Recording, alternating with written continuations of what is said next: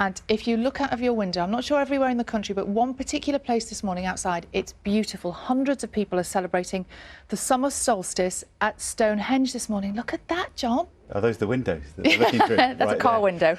Those ancient stones at Stonehenge, it is stunning, isn't it, every year? And sometimes it's a bit murky and foggy and it doesn't quite live up to expectations. But this year it's been spectacular as the sun rose there in Wiltshire.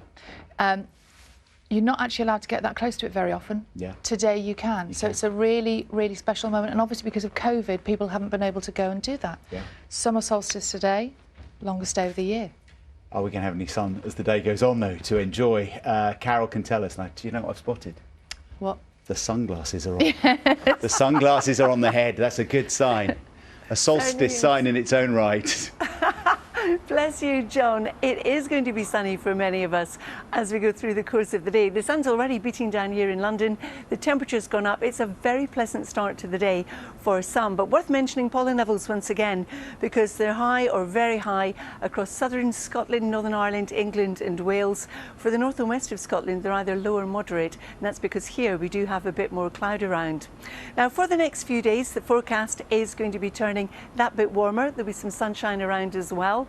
It is at 6:48 exactly, and here it is a beautiful, beautiful morning. Just thought we'd show you the view outside our windows here at the studios here. As you can see, looking like it's going to be really quite a nice day here in the northwest. Solstice in Salford. We showed you a few pictures of Stonehenge as well earlier, where it was looking gorgeous. The crowds are out for the sunrise this morning. Is the sun going to keep rising and shining for us in the next few days? Carol's up on the roof today. And you've got sunshine in London at the moment, at least. Hi, Carol.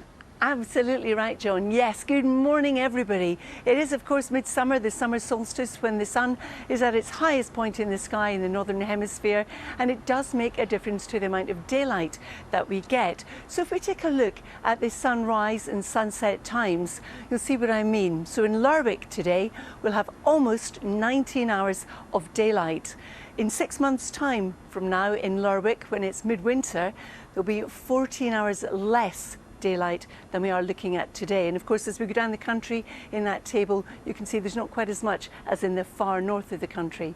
Let's go back outside now, shall we, and have a look at the situation that's above London Euston right now. As you can see, very, very quiet indeed. The situation that we're reporting, that we're bringing to you this morning, is about the rail strike, which of course is ongoing throughout today. Tens of thousands of members, the RMT union at Network Rail, 13 train operators are striking today, Thursday and Saturday. It is in fact the biggest outbreak of industrial action on the railways for our generation. Yeah, and normally that station would be one of the busiest places in our capital, wouldn't it? It would be trains coming in and out of those platforms every minute. We know that about 20% of trains across the country will in theory be running today, but look at that. I mean, it's just utterly deserted, isn't it? A ghost town, really, Euston. And Nina was there on the platform, on the concourse, first thing this morning, and those signs that you see constantly changing with the details of departures.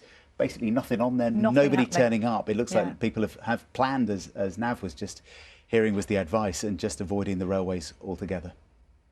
Well, as Nav was saying, longest day of the year today, and to mark that, hundreds of people have gathered at Stonehenge to celebrate the summer solstice.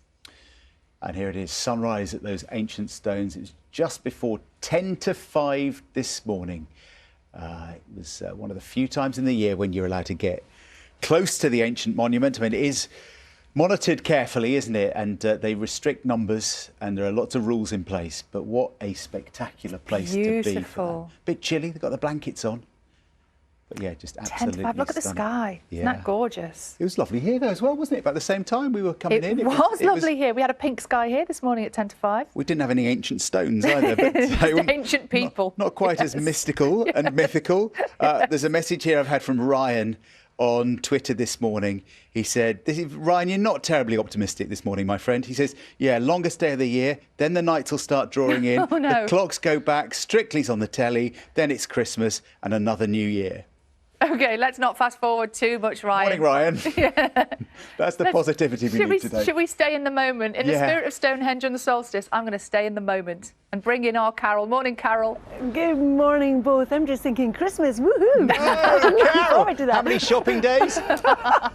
Too many, John, far too many. Good morning, everybody. I'm in London this morning on the roof of the BBC. The sun is beating down, it's now pleasantly warm, and the forecast actually for the next few days is turning warmer, but then it's all going to break down on Friday and into the weekend. But before that, some of us will see some sunshine. Carol, I've got some good news for you. It's only 186 days, 16 hours, 45 minutes and 46 seconds till Christmas. That is good news, John. I can't wait. I think the rest of us can. I'm going to have to today. Carol, for now, thank you very much indeed. Thank you. Carol, well done for handling all of that noise. We have been reassured that's actually not a fire alarm. You're okay. She didn't flicker, did she? Yeah. What a pro. Doesn't flicker, doesn't flinch, doesn't react, just keeps going. Yeah. I'm too busy thinking about what I'm going to say next, John, to be honest. Alarm bells of a different kind. Carol, thank you. Thanks. Relax.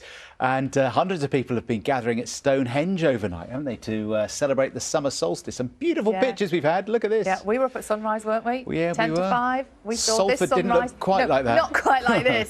This was Stonehenge, the ancient stones, just before 5 o'clock this morning. It is one of the few times in the year when people are allowed to get so close to the ancient monument. And it's not just Stonehenge that people gather at. There's stone circles all over the British Isles that people do go to and watch the sunrise. And just look how peaceful it is. You know, nobody's moving. They're just standing there in silence, just soaking it all up for that moment. What's amazing is then they just all go. The sun comes up. And everyone goes. And everybody heads home. But just for those few silent moments, what a treat. It's very calm, isn't it? Yeah. Very peaceful. Not like the roof of Broadcasting House a few minutes ago, where there were bells going off. But luckily, Carol is all safe and sound, and it's just a normal sunny day.